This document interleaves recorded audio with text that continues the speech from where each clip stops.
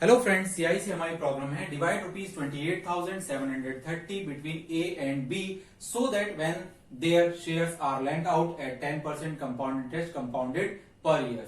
The amount that A receive in 3 years is the same as what B receive in 5 years.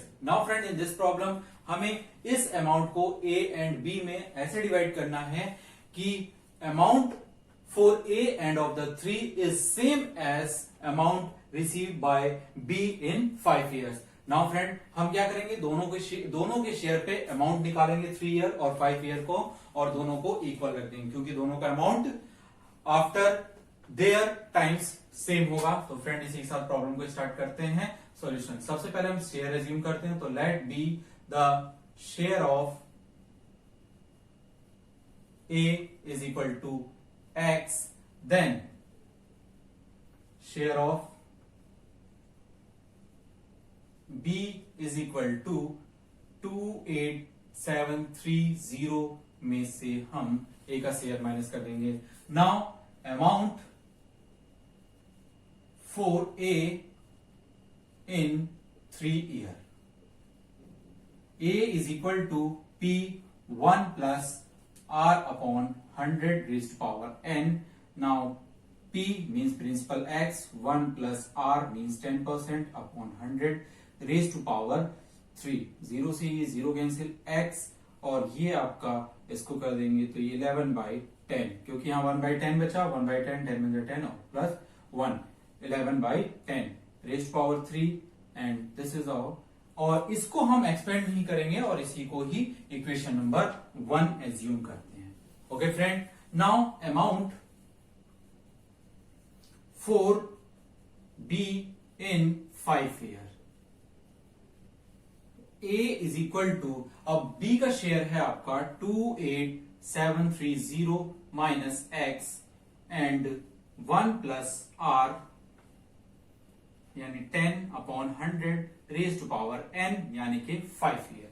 इससे cancel और ये आएगा 28730 minus x, और इसकी बात करते हैं तो ये भी आपका 11/10 5a.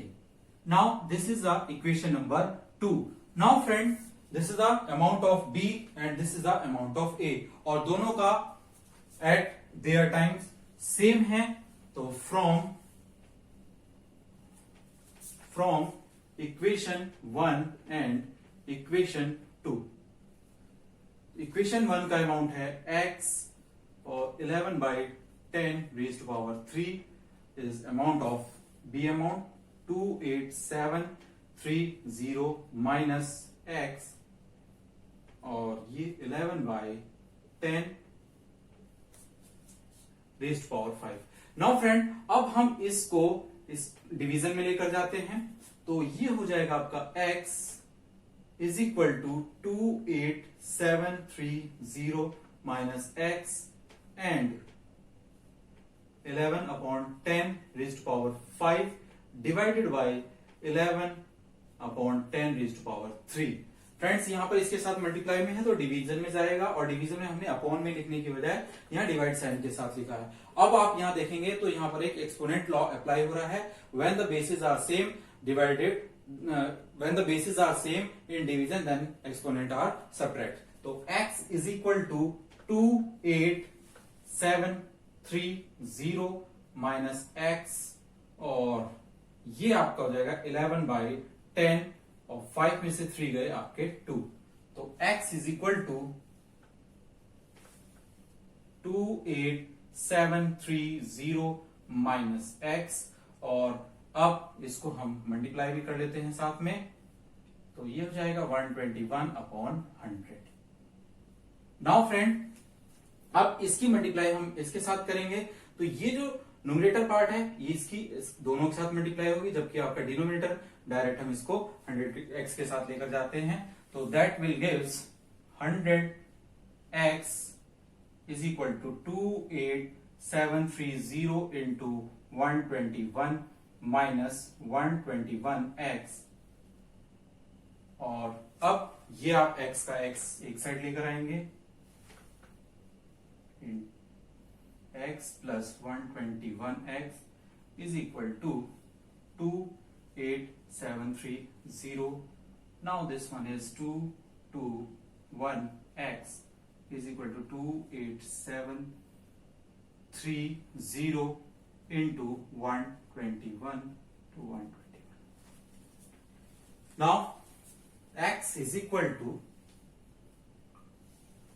28730 into 121 अपॉन 221, और इससे हमने इसको कैंसिल किया, दैट इज 130 टाइम्स, और 130 टाइम्स की इसकी मल्टीप्लाई कर दी तो आपका 15730 इज वैल्यू ऑफ x, तो means share of A is equal to 15730. Now share of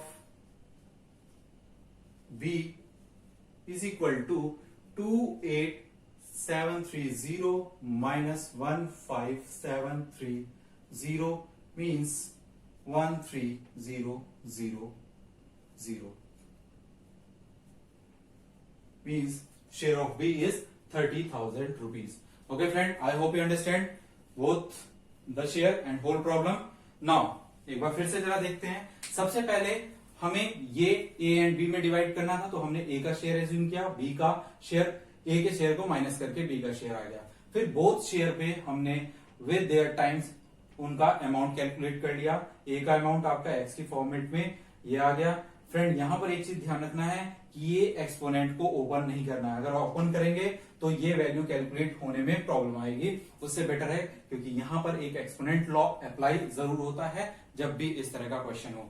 या आप देखिए कि नंबर ऑफ टाइम बहुत ज्यादा गिवन है, 5, 10, 18, 14 लाइक दैट है, तो वहां पर आप इसको ओपन मत करिए, एक्सपोनेंट लॉ के लिए उसको लेकर जाइए.